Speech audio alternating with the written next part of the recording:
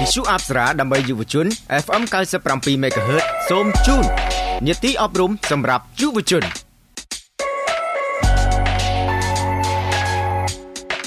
ប្រជាពលរដ្ឋជាង500គ្រួសារនៅឃុំព្រះរំកិលខេត្តស្ទឹងត្រែងទទួលបានស្ថានីយ៍ទឹកស្អាតពីអង្គការ Plan កម្ពុជាអង្គការ Plan អន្តរជាតិកម្ពុជាសហការជាមួយនឹងក្រសួងអភិវឌ្ឍជនបទមន្ទីរអភិវឌ្ឍជនបទខេត្តស្ទឹងត្រែងរដ្ឋបាលស្រុកបុរីអូស្វាយសែនជ័យនិងអង្គការវឌ្ឍនភាពបានសម្ពោធដាក់ឲ្យប្រើប្រាស់ប្រព័ន្ធចែកចាយនិងស្ថានីយ៍ទឹកស្អាតនៅឃុំព្រះរំកិលកាលពីថ្ងៃទី26ខែកុម្ភៈឆ្នាំ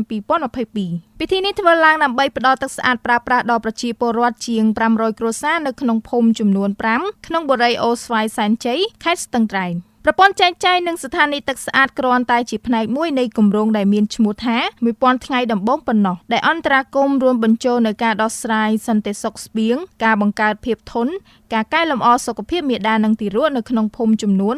51ក្នុងឃុំចំនួន17នៃស្រុកចំនួន3ក្នុងខេត្តស្ទឹងត្រែងគោលបំណងសំខាន់នៃគម្រោងនេះដើម្បីកាត់បន្ថយអសន្តិសុខស្បៀងនិងកង្វះអាហារូបត្ថម្ភក្នុងចំណោមទារកនិងស្ត្រីក្នុងវ័យបន្តពូជដោយអនុវត្តវិធីសាស្ត្ររួមបញ្ចូលគ្នាដើម្បីធានាសន្តិសុខស្បៀងនិងអាហារូបត្ថម្ភនៅក្នុងតំបន់គោលដៅលោកយីគឹមថាននាយករងប្រចាំប្រទេសទទួលបន្ទុកផ្នែកកម្មវិធីនៃអង្គការ Plan អន្តរជាតិកម្ពុជាលទ្ធផលជារួមនៃការខ្វះខាតទឹកស្អាតប្រើប្រាស់រួមផ្សំនឹងលក្ខខណ្ឌអនាម័យនិងអនាម័យមិនល្អអាចជះឥទ្ធិពលដល់ការលូតលាស់និងការអភិវឌ្ឍការយល់ដឹងដល់ប្រសើរក្នុងវ័យកុមារភាពបង្កើនហានិភ័យនៃជំងឺនិងការបង្ករោគផងដែរកង្វះទឹកស្អាតប្រើប្រាស់អាចបណ្ដាលឲ្យរាគរូសនិងកង្វះអាហារូបត្ថម្ភក្នុងចំណោមកុមារនិងមនុស្សពេញវ័យធ្វើឲ្យបាត់បង់ប្រាក់ចំណូលគ្រួសារតាមរយៈការចំណាយលើថ្លៃព្យាបាលបាត់បង់ពេលវេលានៅកន្លែងធ្វើការនិងអវត្តមានរបស់សិស្សនៅសាលារៀននេះបើតាមលោកយីកំថានលោកគឹមថានបន្ថែមថាកត្តាដែលនាំទៅរកភាពជោគជ័យនៃសហគមន៍ប្រព័ន្ធចែកចាយនិងស្ថានីយ៍ទឹកស្អាតជាចម្បងរួមមាន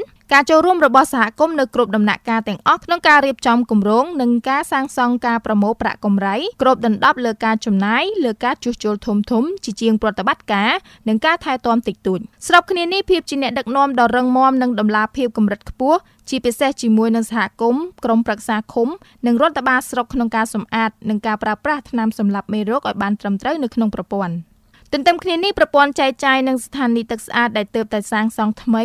ចំណាយទឹកប្រាក់ប្រហែល$10,000អាមេរិកដែលអង្គការ Plan កម្ពុជាបានចាប់ផ្ដើមសាងសង់នៅដើមខែមករាឆ្នាំ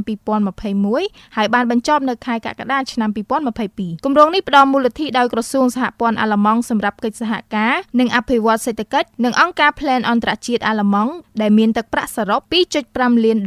ក្នុងរយៈពេល5ឆ្នាំចាប់ពីឆ្នាំ2019ដល់ឆ្នាំ2024គួរជម្រាបជូនថាការបញ្ចប់ការសាងសង់ប្រព័ន្ធចែកចាយនិងស្ថានីយ៍ទឹកស្អាតមិនមែនជាទីបញ្ចប់ទេប៉ុន្តែគ្រាន់តែជាការចាប់ផ្ដើមគម្រោងអង្គការ Plan អន្តរជាតិកម្ពុជានិងអង្គការវឌ្ឍនភាពសង្ឃឹមថាមន្ទីរអភិវឌ្ឍជនបទខេត្តរដ្ឋបាលស្រុកក្រមប្រឹក្សាឃុំនឹងខិតខំប្រឹងប្រែងឲ្យអស់ពីសមត្ថភាពដើម្បីផ្សព្វផ្សាយពីប្រព័ន្ធចែកចាយទឹកស្អាតនេះដល់ប្រជាពលរដ្ឋសហគមន៍និងថែរក្សាប្រតិបត្តិការនិងថែទាំឲ្យបានត្រឹមត្រូវជាប្រចាំដើម្បីមាននិរន្តរភាពក្នុងការប្រើប្រាស់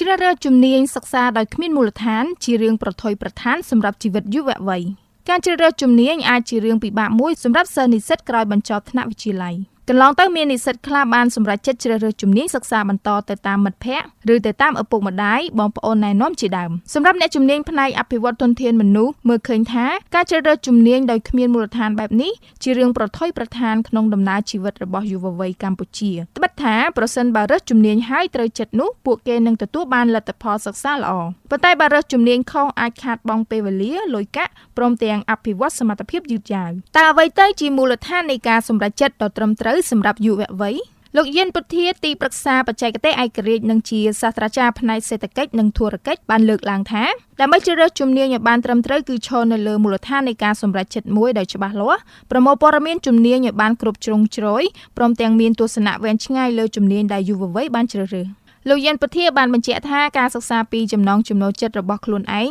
គឺជារឿងសំខាន់ដែលយុវវ័យត្រូវយល់ឲ្យបានច្បាស់ការកំណត់ចំណង់ចំណូលចិត្តមុខវិជ្ជាសិក្សានេះអាចឲ្យយុវវ័យស្គាល់ខ្លួនឯងកាន់តែច្បាស់ព្រមទាំងស្គាល់ពីចំណុចខ្លាំងនិងចំណុចខ្សោយរបស់ខ្លួនលោកយិនពុធា ឧទាហរណ៍ថាយើងពូកែគណិតវិទ្យាហើយទៅថ្ងៃមុខយើងចង់ប្រឡូកខ្លាចជាអ្នកសរសេរកម្មវិធីហ្គេមមួយដ៏ល្បីល្បាញអញ្ចឹងយើងថ្លឹងថ្លែងទៅលើចំណុចនឹងថាអ្វីដែលយើងចង់បាននិងអ្វីដែលយើងពូកែវាស្ថិតនៅក្នុងបន្ទាត់ជាមួយគ្នាក្រោយពីការធ្វើការថ្លឹងថ្លែងរួចហើយសិស្សានុសិស្សក៏ត្រូវទៅស្វែងរកព័ត៌មានអំពីជំនាញដែលខ្លួនប៉ងតាមរយៈការចូលរួមស្ដាប់បទបង្ហាញឬកម្មវិធីសាលានានាពាក់ព័ន្ធនឹងជំនាញដើម្បីមានមូលដ្ឋាននៅក្នុងការសម្រេចចិត្តតាមលោកសាស្ត្រាចារ្យដើម្បីសម្រេចចិត្តជ្រើសរើសជំនាញសិក្សាបន្តបានត្រឹមត្រូវសិស្សានុសិស្សត្រូវសួរខ្លួនឯងចំនួន4សំណួរជាមុនសិនតើខ្លួនពូកែមុខវិជ្ជាអ្វីខ្លះតើក្លឹបនិងសកម្មភាពក្រៅកម្មវិធីសិក្សាអ្វីខ្លះដែលខ្លួនចូលចិត្តតើខ្លួនមានទេពកោសល្យពិសេសក្នុងផ្នែកណាមួយដែរឬទេតើគោលដៅអាជីពរបស់ខ្លួនជាអ្វីចំណុចមួយទៀតដែលសិស្សត្រូវគិតគឺស្ថានភាពទីផ្សារការងារនៅថ្ងៃអនាគតលោកប្រធានបានលើកឡើងថាជួនកាលជំនាញដែលស្រឡាញ់និងចាប់អារម្មណ៍នៅថ្ងៃនេះប៉ុន្តែទីផ្សារការងារវាមិនសូវមានតម្រូវការទៅវិញចំណុចនេះជារឿងសំខាន់បំផុតដើម្បីដឹងថាតើទៅថ្ងៃមុខការងារអ្វីជំនាញអ្វីលោកបានណែនាំឲ្យសិស្សានុសិស្សគួរធ្វើការស្រាវជ្រាវព័ត៌មានទៅកាន់គេហទំព័រព័ត៌មានទីផ្សារការងារឬទីភ្នាក់ងារជាតិមុខរបរឬក៏គេហទំព័រជ្រើសរើសបុគ្គលិកមួយចំនួនទៀតតែការជ្រើសរើសជំនាញអ្វីច្រើនជាងគេសរុបសេចក្តីមកវិញលោកយិនប្រធានលើកទឹកចិត្តឲ្យសិស្សានុសិស្សជ្រើសរើសជំនាញតាមអ្វីដែលខ្លួនស្រឡាញ់ដោយថ្លឹងថ្លែងជាមួយនឹងស្ថានភាពទីផ្សារនិងជៀសវាងការជ្រើសរើសជំនាញទៅតាមឥទ្ធិពលខាងក្រៅដូចជាមិត្តភ័ក្តិឬអ្នកផ្ទះយុវវ័យត្រូវមានព័ត៌មាននៅក្នុងដៃព្រមទាំងចេះថ្លឹងថ្លែងគុណវុឌ្ឍនិងគុណសម្បត្តិនៅក្នុងខ្លួនជាមួយនឹងព័ត៌មានស្ដីអំពីទីផ្សារការងារជាការសម្រេចចិត្តដ៏ត្រឹមត្រូវមួយអាហារូបករណ៍ថ្នាក់បរិញ្ញាបត្រ10កន្លែងនៅសាកលវិទ្យាល័យ Santech សាធារណរដ្ឋប្រជាមានិតចិនតាមរយៈកម្មវិធីអន្តរជាតិរបស់សាកលវិទ្យាល័យនិងបច្ចេកវិទ្យាភាគខាងត្បូង Santech នៃសាធារណរដ្ឋប្រជាមានិតចិនបានផ្ដល់អាហារូបករណ៍ដល់និស្សិតកម្ពុជាចំនួន10កន្លែងសម្រាប់ឆ្នាំសិក្សា2022-2023អាហារូបករណ៍នេះផ្ដល់ឲ្យសិក្សាថ្នាក់បរិញ្ញាបត្ររយៈពេល4ឆ្នាំនិងចាប់ផ្ដើមពីខែសីហាឆ្នាំ2022អាហារូបករណ៍ផ្ដល់ជំនាញសិក្សា15មុខរួមមានគណិតវិទ្យារូបវិទ្យាជីវវិទ្យាវិស្វកម្មអគ្គិសនីនិងអេឡិចត្រូនិកសម្ភារៈវិទ្យាសាស្ត្រនិងវិស្វកម្មវិទ្យាសាស្ត្របរិស្ថាននិងវិស្វកម្មវិទ្យាសាស្ត្រកុំព្យូទ័រនិងវិស្វកម្មស្ថិតិនិងទិន្នន័យវិស្វកម្មមេកានិកនិងអវកាសគ្រឿងម៉ាស៊ីននិងវិស្វកម្មថាមពលសាលាមីក្រូអេឡិចត្រូនិកវិទ្យាសាស្ត្រនិងវិស្វកម្មសមុទ្រវិស្វកម្មប្រព័ន្ធព័ត៌មាននិងគ្រប់គ្រងសាលារចនាវិស្វកម្មបរិស្ថាននិងវិស្វកម្មជំនាញទាំងនេះសិក្សានៅក្នុងសាកលវិទ្យាល័យ Santech ដោយផ្ទាល់បេក្ខជនដែលមានបំណងចង់ដាក់ពាក្យអាហារូបករណ៍ត្រូវបំពេញឯកសារដើម្បីប្រឡងរួមមានបង្កាន់ដៃទទួលពាក្យប្រឡងមួយច្បាប់ពាក្យសុំអាហារូបករណ៍មួយច្បាប់ជីវប្រវត្តិសង្ខេបមួយច្បាប់សញ្ញាបត្រមធ្យមសិក្សាទូទៅយភូមិថតចម្លងមួយច្បាប់ភ្ជាប់ជាមួយនឹងច្បាប់ដើមដើម្បីពិនិត្យនិងផ្ទៀងផ្ទាត់ជាមួយគ្នានេះតម្រូវឲ្យមានលិខិតបញ្ជាក់ពីគ្រឹះស្ថានសិក្សាចំពោះបេក្ខជនជានិស្សិតលិខិតបញ្ជាក់ពីអង្គភាពចំពោះបេក្ខជនជាមន្ត្រីរាជការនិងរូបថត 4x6 ចំនួន4សន្លឹកផ្ទៃខាងក្រោយពណ៌សនិងថតថ្មីលក្ខខណ្ឌក្នុងការចុះឈ្មោះជាបេក្ខជនប្រឡងដោយបេក្ខជនទាំងពីរភេទត្រូវមានសញ្ជាតិខ្មែរមានសញ្ញាបត្រមធ្យមសិក្សាទូទៅយភូមិនិទេស A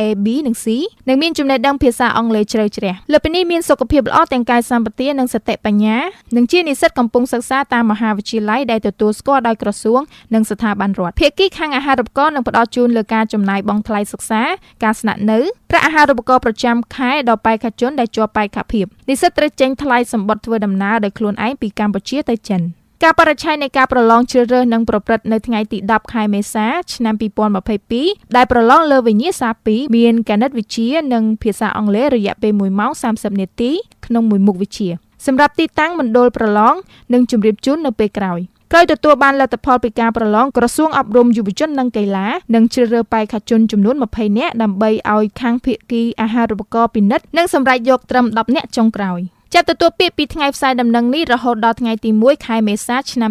2022នៅការិយាល័យអាហារូបករណ៍និងកម្មសិក្សានៃនាយកដ្ឋានទំនាក់ទំនងវប្បធម៌និងអាហារូបករណ៍ដែលមានអាសយដ្ឋានអគារលេខ23ផ្លូវលេខ360សង្កាត់បឹងកេងកងរាជធានីភ្នំពេញខាងកើតស្ថានីយទូរទស្សន៍អប្សរាប្រហែល50ម៉ែត្រគួរបញ្ជាក់ថាបេក្ខជនដែលជាប់មធ្យមសិក្សាទូទៅយភូមិកាលពីឆ្នាំ2020ជាប់ស្វ័យប្រវត្តិមិនអាចដាក់ពាក្យប្រឡងប្រជែងអាហារូបករណ៍នេះបានទេសម្រាប់ព័ត៌មានបន្ថែមអាចទៅកាន់ការិយាល័យអាហារូបករណ៍ឬទំនាក់ទំនងទៅទូរស័ព្ទលេខ098 989 789សាកលវិទ្យាល័យជាតិគ្រប់គ្រងនិង USAID ដាក់ដំណើរការគម្រោងអភិវឌ្ឍជំនាញការងារ Digital ទីភ្នាក់ងារជំនួយអាមេរិក USAID និងសាកលវិទ្យាល័យ California នៅ Berkeley សហការជាដៃគូជាមួយនឹង The Asian Foundation និងសាកលវិទ្យាល័យជាតិគ្រប់គ្រងសម្ពោធដាក់ឲ្យដំណើរការគម្រោងអភិវឌ្ឍជំនាញការងារ Digital គម្រោងផ្ដួចផ្ដើមថ្មីមួយនេះមានមូលនិធិ$15 លានអាមេរិកផ្ដល់ដោយ USAID ក្នុងគោលបំណងផ្ដល់ឲ្យយុវជនកម្ពុជាលើកជំនាញប្រកួតប្រជែងក្នុងវិស័យសេដ្ឋកិច្ច Digitalសាកលវិទ្យាល័យ California នៅទីក្រុង Berkeley នឹងអនុវត្តគម្រោងអភិវឌ្ឍជំនាញការងារ Digital រយៈពេល5ឆ្នាំរួមជាមួយនឹងស្ថាប័នដៃគូកម្ពុជាជាច្រើនទន្ទឹមគ្នានេះគម្រោងនេះនឹងពង្រឹងជំនាញ Digital របស់យុវជននិងអ្នកជំនាញរបស់កម្ពុជាដើម្បីពង្រឹងសមត្ថភាពប្រកួតប្រជែងនៅក្នុងសេដ្ឋកិច្ចពិភពលោកដែលពឹងផ្អែកលើបច្ចេកវិទ្យាកាន់តែខ្លាំងនិងតម្រូវការជំនាញការងារ Digitalគម្រោងអភិវឌ្ឍជំនាញការងារ Digital ថ្មីនេះនឹងធ្វើការជាមួយនឹងគ្រឹះស្ថានឧត្តមសិក្សានៅកម្ពុជាដើម្បីពង្រឹងវគ្គសិក្សានិងកម្មវិធីនានាសម្រាប់និស្សិតក្នុងវិស័យបច្ចេកវិទ្យាព័ត៌មាននិងសារគមនាគមន៍ស្របគ្នានេះតាមការអនុវត្តគម្រោងនេះនឹងជួយស្ថាប័នការងារឲ្យបំពេញតាមស្តង់ដារអប់រំដែលមានការទទួលស្គាល់ដូច្នេះនាយកជួរអាចជ្រើសរើសនិស្សិតបញ្ចប់ការសិក្សានៅកម្ពុជាដោយមានទំនុកចិត្តបើតាមស្ថានទូតអាមេរិកនៅកម្ពុជាអាហារូបករណ៍និងឱកាសបង្កើតបណ្ដាញនឹងជាអាទិភាពមួយសម្រាប់គម្រោងអនុវត្តគម្រោងអភិវឌ្ឍជំនាញការងារ Digital ដើម្បីឲ្យនិស្សិតនិងយុវជនកម្ពុជាអាចកសាងជំនាញនិងស្វែងរកឱកាសការងារដែលត្រូវនឹងការអប់រំរបស់ពួកគេគួរជម្រាបជូនថាគម្រោងនេះនឹងតភ្ជាប់វិស័យឯកជនរបស់កម្ពុជានិងសាកលវិទ្យាល័យក្នុងស្រុកជាច្រើនដោយបង្កើតឱកាសការងារតាមរយៈការចុះកម្មសិក្សាក្នុងកិច្ចសហការជាមួយនឹងវិស័យឯកជនគម្រោងនេះនឹងផ្ដល់អាទិភាពខ្ពស់លើបរិយាបន្នដើម្បីធានាថាយុវជនមកពីគ្រប់មជ្ឈដ្ឋានអាចទទួលបានឱកាសសិក្សាដែលគម្រោងនេះនឹងផ្ដល់ឲ្យក្រសួងអប់រំនិងអាជ្ញាធរជាតិប្រយុទ្ធប្រឆាំងគ្រឿងញៀនទទួលពានសរសើរទប់ស្កាត់ការផ្សព្វផ្សាយផលិតផលថ្នាំជក់ក្រសួងអប់រំយុវជននិងកីឡានិងអាជ្ញាធរជាតិប្រយុទ្ធប្រឆាំងគ្រឿងញៀនទទួលបានពានកោតសរសើរពីសម្ព័ន្ធត្រួតពិនិត្យផលិតផលថ្នាំជក់អាស៊ីអាគ្នេយ៍ក្នុងនាមជាស្ថាប័នរាជរដ្ឋាភិបាលអនុវត្តការត្រួតពិនិត្យផលិតផលថ្នាំជក់បានល្អនៅកម្ពុជាកម្មវិធីនេះរៀបចំឡើងដើម្បីសម្ព័ន្ធត្រួតពិនិត្យផលិតផលថ្នាំជក់ក្នុងគោលបំណងផ្ដល់ពានកោតសរសើរដល់ភ្នាក់ងារត្រួតពិនិត្យថ្នាំជក់ក្នុងតំបន់អាស៊ាននិងសមិទ្ធផលនានារបស់ប្រទេសអាស៊ានដែលធ្វើបានក្នុងបរិបទ COVID-19 រៀបចំតាមប្រព័ន្ធអនឡាញលោកជំទាវបណ្ឌិតសឿនសុជាតាអនុរដ្ឋលេខាធិការក្រសួងអប់រំយុវជននិងកីឡាបានមានប្រសាសន៍ថាកាលពីខែកុម្ភៈឆ្នាំ2021កន្លងទៅក្រសួងអប់រំបានចេញនូវសេចក្តីណែនាំមួយចំពោះអង្គភាពចំណុះក្រសួងនិងគ្រឹះស្ថានសិក្សាគ្រប់កម្រិតទាំងសាធារណៈនិងឯកជនហាមឃាត់ការចាប់ដៃគូសហការជាមួយឧស្សាហករណ៍ថ្នាំជក់ស្របគ្នានេះគ្រឹះស្ថានសិក្សាបញ្ឈប់ទទួលការឧបត្ថម្ភគាំទ្រឬចោះអនុសារណៈយោគយល់គ្នាជាមួយឧស្សាហករណ៍ថ្នាំជក់ឬទីធ្លាគ្រឹះស្ថានសិក្សាសាធារណៈនិងឯកជនសម្រាប់រៀបចំកម្មវិធីផ្សព្វផ្សាយឬពិព័រណ៍ដែលជាកម្មវិធីរបស់ឧស្សាហកម្មថ្នាំជក់នឹងត្រូវចូលរួមលុបបំបាត់សកម្មភាពប្រើប្រាស់ផលិតផលថ្នាំជក់តាមគ្រប់រូបភាពលោកជំទាវបណ្ឌិតសឿនសុជាតាអនុរដ្ឋលេខាធិការក្រសួងអប់រំមានប្រសាសន៍បញ្ជាក់ថាសេចក្តីណែនាំនេះបានដាក់ចេញក្រោយពេលក្រុមហ៊ុនថ្នាំជក់មួយចំនួនបានធ្វើសកម្មភាពឧបត្ថម្ភក្នុងគ្រឹះស្ថានសិក្សាក្នុងគោលបំណងកេងចំណេញផ្សព្វផ្សាយឈ្មោះក្រុមហ៊ុននិងផលិតផលរបស់ខ្លួនដល់សិស្សនិស្សិតលោកឧត្តមសេនីយ៍តូលឹមតុងហួតប្រធាននាយកដ្ឋាននីតិកម្មអប់រំនិងស្ដារនីតិសម្បទានៃអាជ្ញាធរជាតិប្រយុទ្ធប្រឆាំងគ្រឿងញៀនមានប្រសាសន៍ថារាជរដ្ឋាភិបាលកម្ពុជាដែលមានអាជ្ញាធរជាតិប្រយុទ្ធប្រឆាំងគ្រឿងញៀនជាសេនាធិការបានចេញសេចក្តីណែនាំហាមឃាត់ការនាំចូលការជួញដូរការធ្វើអាជីវកម្មនិងការប្រើប្រាស់ផលិតផល HTPs ក្នុងព្រះរាជាណាចក្រកម្ពុជាកាលពីខែមីនាឆ្នាំ2021លោកឧត្តមសេនីយ៍តូបន្តថាសេចក្តីណែនាំនេះបន្ថែមលើការហាមឃាត់ការប្រើប្រាស់ការធ្វើអាជីវកម្មនិងការនាំចូលផលិតផលស៊ីសា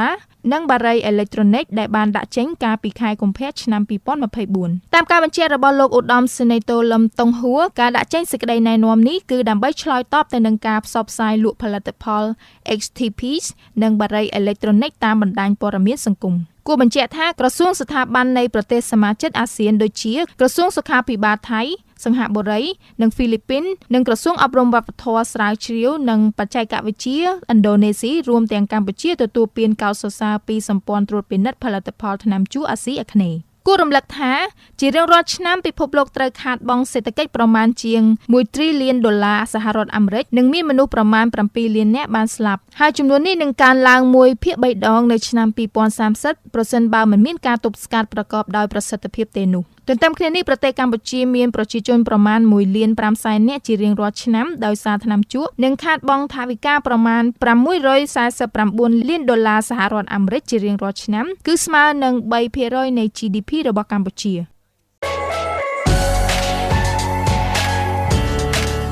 នេតិអប់រំសម្រាប់យុវជនពី Visu Apsara ដើម្បីយុវជន FM 97 MHz ដែលលោកអ្នកនាងទើបបានស្ដាប់នៅពេលនេះចប់តែប៉ុណ្ណេះ